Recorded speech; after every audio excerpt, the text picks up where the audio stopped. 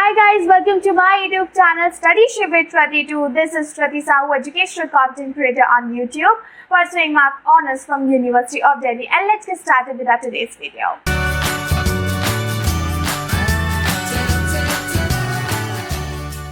Into our today's video, we are going to do the 3 orders. और ये वाला chapter मैंने 2 पार्ट्स में डिवाइड किया है. तो part 1 I have already made. मैं यहाँ पर जो है एक कार्ड डाल दूंगी, तो आप जो है आई बटन आ रहा होगा, वहाँ पर जाके इसका पार्ट 1 देख सकते हो. पार्ट 1 मैंने काफ़ी शॉर्ट बनाया था. पार्ट 2 में हम यहाँ पे डिस्कस करने वाले हैं our remaining topics. So into my last class मैंने up to knights distinctive group तक बता दिया था. Now we need to start from the first order, the clergy. The clergy, पहली बात ये, जो उस वक्त के क्रिश्चियंस थे यूरोप के, they were directed by bishops and clerics of church. वो जो भी कहते थे वहाँ के लोग सारे मानना पड़ता था उनको और मानते थे. Just like you can say we were having Brahmans in a society ना, like in this way. So they made the first order of the feudal society. Feudal मतलब वो सामंतवाद जो हम बात कर रहे थे उसके बारे में, जो हमने फर्स्ट पार्ट में बात की थी. Above those bishops and clerics here was the head of the Western Church, the Pope, who actually lived in Rome. Now, जो कैथोलिक चर्च था वो मोस्ट डोमिनेंट बॉडी माना जाता था, जो राजा के ऊपर डिपेंड नहीं था. Church had its own laws, owned lands granted by the kings, collected taxes of their own. Almost all villages जो है उनके पास खुद के चर्च हुआ करते थे, जहाँ पे लोग गैदर हुआ करते थे संडे को, pray and listen to the sermons of the priestess here. Men who became priest could not marry. Okay, serfs जो physically challenged थे, women could not become a priest there. The bishops were nobles in religious field. They owned lands like lords, had vast estates and lived in grand palaces. We talked earlier about this one. Church का जो काम था वो था कि church collected 1/10 of share from peasants produce every year, और इसको बोला जाता था tithe. मतलब it was a kind of out of respect, ठीक है, चर्च को देना है in that way. The church also got money in the form of donations. भाई आपको पता है कि चर्चेस को, मंदिरों को लोग कितना डोनेशन देते हैं. तो by the rich for their own and relation for the welfare in the afterlife. There was a concept ना कि दान में दो तो उससे जो है जिंदगी, मतलब इंसान मरने के बाद भी उसकी जिंदगी बड़ी सुखद होने वाली है in that way. Several rites and rituals of feudal nobles were copied by church to increase its influence. Now the act of kneeling while praying with hands clasped and head bowed was identical to knights' act to take vow for their lords. So the term lord for God was also adapted from the feudal custom that they used during that time. Monks and monastery, भाई ये आ जाते हैं आपके. These were actually devout Christians in feudal society, जिनको हम monk बोलते थे. ये लोग जैसे कि जो बिशप्स थे और जो क्लर्जीज थे, उनके कंट्रास्ट में अलग तरीके से, लाइक ये लोग आइसोलेटेड रहा करते थे पहली बात तो. एंड जहाँ तक हम कंपेयर करेंगे इनको क्लर्जी को, क्लर्जी आराम से टाउन विलेजेस में शान और शौकत से, बट यहाँ पे इनके साथ ऐसा कुछ नहीं था. They used to live in a religious communities called abbeys, और मोनास्ट्री भी बोल सकते हैं हम. ये ह्यूमन सेटलमेंट से बेसिकली दूर रहा करती थी. Monks vow to stay in the abbey for the rest of their life. साधु संत in that way, they spend their time in worship, study, manual of labor जैसे कि farming. ये सारे जो काम है खुद ही किया करते थे rather than being dependent on someone. Their life was very different from priesthood and was quite open to both man and women can actually become nuns there. Most of the abbeys were single sex communities. मतलब ऐसा था, जो monasteries थी ना, या तो वो सिर्फ वहाँ पे नन रह रही होंगी, अदरवाइज यहाँ पे सिर्फ मंक रह रहे होंगे, ऐसा. There were separate abbeys for men and women, like priestess, monks, nuns did not marry here. So two well-known monasteries were actually established during that time. Was one to the Saint Benedict in Italy in 529 बनाई जाती है. Another जो थी उसका नाम था Cluny in Burgundy in 910 में ये बनाई गई थी. See the contrast 529 and 910. Relation between the church and society, देखिए, Christianity entered Europe and influenced most of the people, but they did not forget their old beliefs in magic and folk traditions. वो आज भी लोग believe किया करते थे. जो उस वक्त का क्रिसमस हुआ करता था, ईस्टर हुआ करता था, ये इंपॉर्टेंट डेट्स बन गया from the 4th century. They replaced old pre-Roman festivals as which were on the solar calendar here. Easter day that marks as कि उस दिन जो है वो क्राइस्ट का क्रूसिफिकेशन हुआ था, ठीक है, and his rebirth from that it was celebrate on replace date of the old festival based on the lunar calendar here. On coming of spring, people used to travel around their village lands on that day. Holidays हुआ करती थी. Holidays were actually welcomed by overworked peasants as free days. उस दिन सब मजे करेंगे. They usually spend time in fun, feasting rather than prayer. So like it was all about the fun. अभी हमको थर्ड ऑर्डर की बारे में बात करनी है, जो कि होने वाला है हमारा पीजेंट, फ्री एंड अनफ्री, मतलब इसमें स्लेव्स भी आ गए. थर्ड ऑर्डर जो था, this consisted of vast majority of people which were mainly cultivators. Cultivators में भी लेकिन दो तरह की कैटेगरी थी. एक तो वो जो फ्री पीजेंट्स थे एंड दूसरा वो जो सर्व्स थे. फ्री पीजेंट्स वो हुआ करते थे those who had their own land but work as tenants of the land. ठीक है, मतलब दूसरों की जमीन पे टेनेंट के द्वारा, टेनेंट जैसे काम करना और मतलब किराए पे काम करना. In that way they had to give military service for at least 40 days in a year. They had to work on Lord's field for 3 days, generally in a week, in the form of the labor rent here. Laid together with this, they had to provide unpaid services, जैसे कि इसमें digging ditches हो गया, gathering firewood हो गया, जो basic काम होते हैं, बिल्डिंग फेंस हो गया, मेंटेनिंग रोड्स एंड बिल्डिंग्स हो गया. वुमेन एंड चिल्ड्रन को भी कई सारे जो है वो काम दिए जाते थे फील्ड से रिलेटेड, जैसे कि spinning thread, weaving clothes, making candles, जो वो कर सकते थे, preparing wine from the grapes. बल्कि जो फ्री पेजेंट्स थे, दे हैड टू पे अ टैक्स, जिसको बोला जाता था टैली, जिसके बारे में हमने पार्ट 1 में बात की थी, to a king from which clergy and nobles were exempted. Okay, जो टैक्स नोबल्स एंड क्लर्जी को नहीं देना होता था वो ये फ्री पेजेंट्स को देना होता था. They had to work on the lands of lord without any wage, उनको कुछ नहीं मिलने वाला. ठीक है, they were not allowed to leave the estate without prior permission from their lord. The lord claimed several monopolies at the cost of his serfs. Serfs could use only Lord's flour mill, his oven to bake their bread, and his wine presses to distill wine and beer here. Lord decide whom a serf could marry or might the blessing to the serf's choice, but on a payment of a free day. तो यहाँ पे इनके लिए मतलब सब इनको सिर्फ और सिर्फ मजदूरी करनी है, पैसा कुछ नहीं मिलने वाला. Okay, just a second, let me check certain things here. Fine. Factors affecting social and economic relations, environment.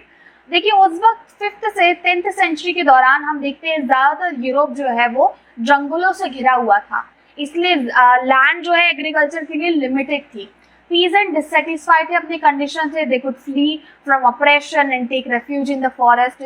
Europe जो है वो इंटेंसली, आप देख सकते हैं, कोल्ड क्लाइमेट है वहाँ पे, तो इसका भी इम्पैक्ट पड़ता है. इसकी वजह से सेवर प्रोलॉन्ग विंटर्स होती हैं, shortened growing season for crop and reduced yields from agriculture also. 11th century से हम देखते हैं यूरोप में जो है वो थोड़ी गर्मी पहुंचती है और वार्म फेज आता है. एवरेज टेम्परेचर जो है वो इंक्रीज हो जाता है, which had a profound effect on agriculture. ना फसलों को ज़्यादा समय मिल गया था उगाने के लिए. Peasants now had a longer growing season and the soil and now less subjected to frost and could be more easily plowed there. Environmental historians have noted that there was a significant receding of the forest line in many parts of the Europe, और इसकी वजह से जो है cultivation का area जो है वो भी बढ़ जाता है.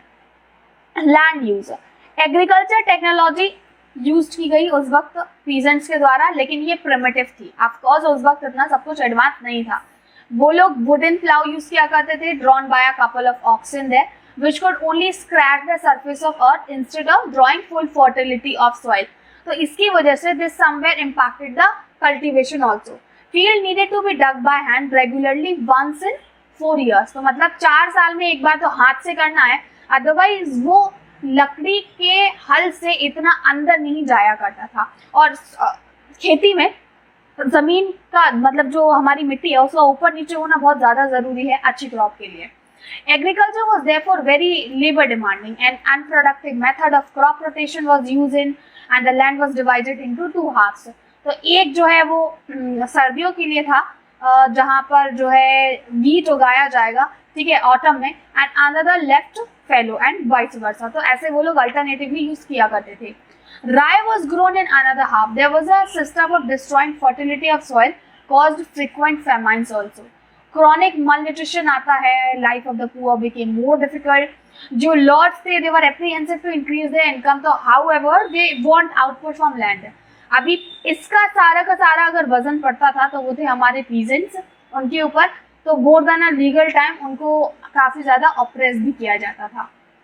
लेकिन समय के साथ यहाँ पे टेक्नोलॉजिकल इनोवेशंस होते हैं.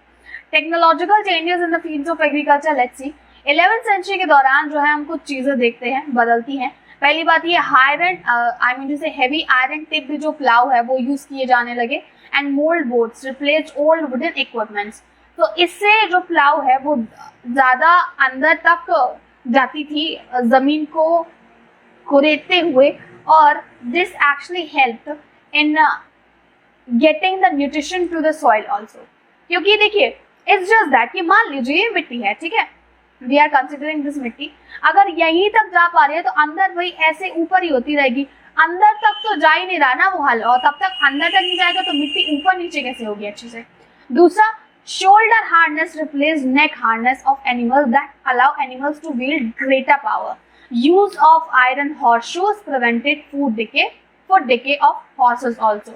So there was a घोड़ों के पैरों में जूते पहना देना, किसके, लोहे के. उससे ये हुआ कि उनके पैरों को भी ज्यादा तकलीफ नहीं हुई और वो और एनर्जी के साथ काम कर सकते थे.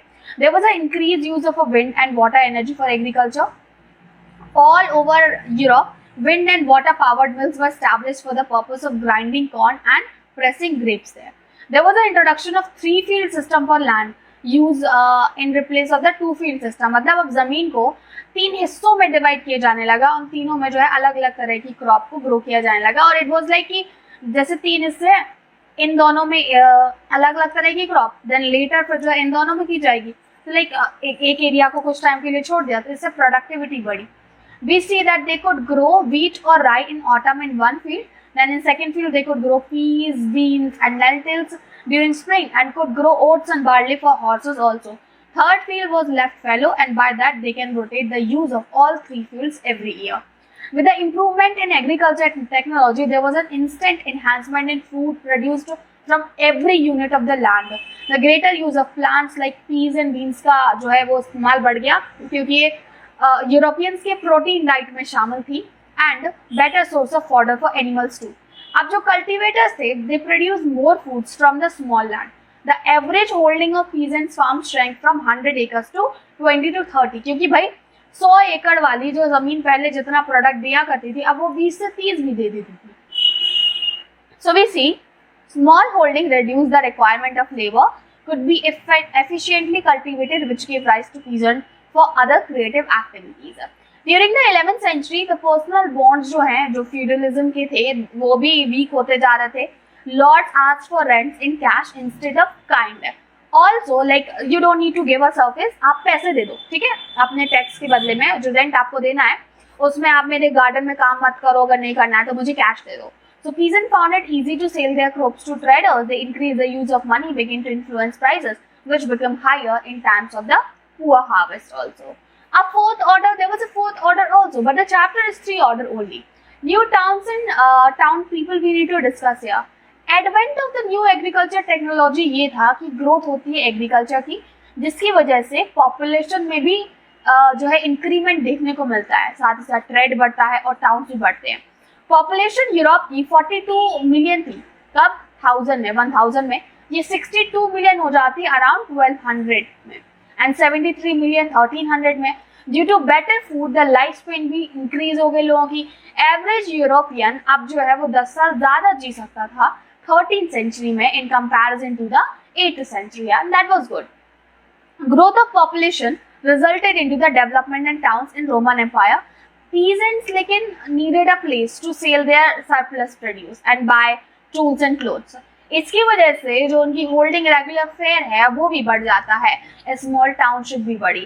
These township gradually actually developed into a town with a features जैसे कि टाउन स्क्वायर, चर्च, स्ट्रीट, जो भी रिक्वायरमेंट है, मतलब शहर एंड गाँव के बीच वाला हिस्सा है टाउन हमारा. So where merchants actually used to have their shops, homes, and offices where administrators of city could meet. The towns developed along large castles, bishops, estates, or large churches there. Instead of service, people paid taxes to lords who were the owner of the land on which the town stood. Towns offered the prospect of paid work and freedom for young people of peasantry there. Town air makes free was a saying popular in medieval Europe उस वक्त, and many serfs escaped from their masters and अपने आप को जो है उन्होंने towns में छिपा लिया था. अगर वो सक्सेसफुली 1 साल तक अपने आप को छिपाए रखते हैं तो a day without being discovered by there masters they could become free man. लेकिन अगर 1 साल तक छिपे रहे, उससे पहले मिल गए तो फिर इनको वापस से अपनी सेवा देनी होगी. There was a large number of shopkeepers and merchants later. There was a need of skilled individuals also, जैसे कि lawyers की जरूरत पड़ने लगी, bankers की. Towns जो है वो बड़े हो रहे थे, तो हम देखते हैं 30,000 which might form the fourth order, ये gradually बढ़ने लगते हैं. Guilds emerge हो रहे थे, ये ना economic organization थे medieval यूरोप में. क्राफ्ट का इंडस्ट्री जो है वो ऑर्गेनाइज करने लगी अपने आप को गिल्ड में. These guild control the quality, price and the sale of the good. So guild, we can say, hall was a part of every town where heads of all guilds met. मतलब guilds मतलब simply आप समझ लीजिए group और a community. Community of a student, community of one occupation, we can say. Craftsman हो गया या फिर goldsmith हो गया, ironsmith हो गए, in this way. Due to expansion of the trade and commerce, also the जो town merchants थे, they were becoming wealthy and powerful and completed with power of the nobility there. So this was about the fourth one. Now we need to see the cathedral towns there. Large churches were called the cathedrals. जो बड़े बड़े churches हुआ करते थे उनको बोला जाता था cathedrals here. 12th century onwards हम क्या देखते हैं, ये cathedral जो है वो फ्रांस में बनाए जाते हैं. Cathedrals belonged to monasteries. So different people contributed to their construction with their own labor, material और money. मतलब लोग जैसे कि if I wanted to do something and I am on labour, तो मैं अपनी सेवा दे दूंगी इसको बनाने के लिए. In that way they did. Cathedral was made of a stone, took several years to complete. The area around the cathedrals become more populated and they become centers of the pilgrimage also. Small towns developed around them. Cathedrals were designed in a way that voice of priesthood reached all the people assembled in the hall. अगर आप कभी church गए होंगे तो आपको पता होगा उनका जो स्ट्रक्चर है वो कैसा है और किस कारण से ये बना हुआ है. Singing sound of monk and chiming bells reached greater distance as a call for a prayer. Stained glass was used for window for cathedrals. These glasses during daytime made the cathedrals radiant from the people who were inside during the nights, and the lights of the candle made them visible for the people outside there. हर एक चीज मंदिर मस्जिदों में और मतलब हर एक चीज का कारण है कि क्यों की गई है ये. स्टेन ग्लास नैरेटेड की जो स्टोरीज है बाइबल में थ्रू पिक्चर्स, मतलब बाइबल की में जो हमको पिक्चर्स मिलती हैं वो इन स्टेन ग्लास में हमको मिलती है, वो नैरेट करती है. कोई भी अगर उनको ध्यान से पढ़ेगा, किसी ने बाइबल पढ़ी है, they can actually see it, so that illiterates could not understand those. So illiterates can actually understand those stories because not everyone can read. I just said could not understand. However, they can understand. जो पढ़े लिखे हैं नहीं है सारे समझ सकते थे. The crisis of 14th century, लेकिन 14th century में कुछ अलग सा होता है. जो इकोनॉमिक एक्सपेंशन है ना वो 14th सेंचुरी तक आते आते यूरोप का धीमा पड़ जाता है.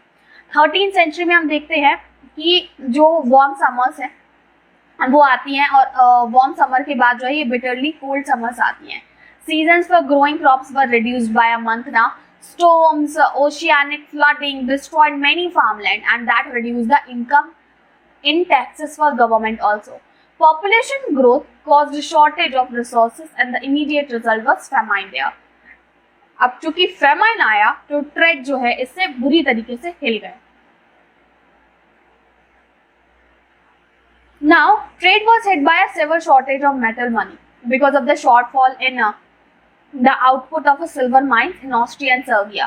Ships आते हैं, ships में अनाज भर के जाया करता था, लेकिन जब वो ships आए व्यापार के लिए तो उन ships के साथ अनाज आया, अनाज के साथ चूहे आए. This actually carried the deadly bubonic plague infection, जिसको Black Death बोलते हैं. So this catastrophe combined with the economic crisis caused immense social disorder there. Serious imbalances were created between agriculture and manufacture there. Social unrest इसकी वजह से बढ़ गया, जो income थी लॉर्ड्स की वो घट जाती है, क्योंकि एग्रीकल्चर प्राइसेस गिर गए थे सारे के सारे प्रोडक्ट्स के, और जो लेबर का वेस्ट था वो बढ़ जाता है।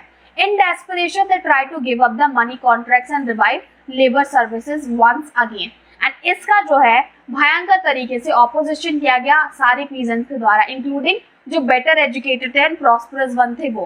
पीजेंट्स रिवोल्टेड इन फ्लैंडर, पहली बात ये 1323 में सबसे पहले किया जाता है, फ्रांस में 1358 में किया गया था, and in land in 1381. Although the revolts were ruthlessly crushed, but one significant thing was that they occurred with more brutal intensity in the areas which experienced economic growth also. It was a sign of peasants' attempt for securing their gain, जो उन्होंने पहले के time पे गलती कर दी थी, अब वो सुधारने की कोशिश कर रहे थे। इस बार जो पीजेंट का एग्रेशन था वो सर्टेन था, और ओल्ड फ्यूडल ऑर्डर किसी भी तरीके से रीइंस्टॉल नहीं किया जा सकता था, तो जो सारी लॉर्ड्स की कोशिशें थी वो नाकामयाब रहती है। So lords were able to crush the rebellion, but were not reinstitute the old feudal privileges that was during that time.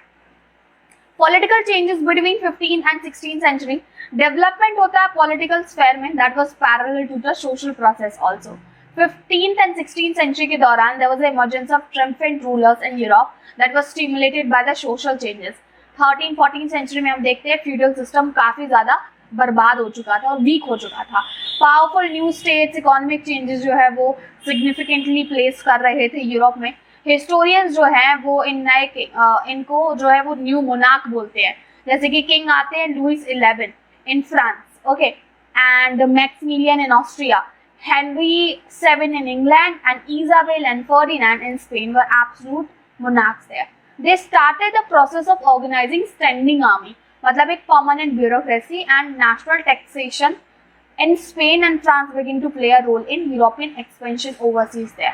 Monarchs ने disband किया system of feudal levies for their armies and initiated the professional trained infantry, equipped with guns, siege military directly under their control. Resistance of the nobility collapsed in the face of the military efficiency of the kings during this time. Central power अब जो है did not establish easily concentration of aristocracy. जो nobility इस बार आई, this was able to manage a tactical transfer from being opponent to the new regime in the loyalist system.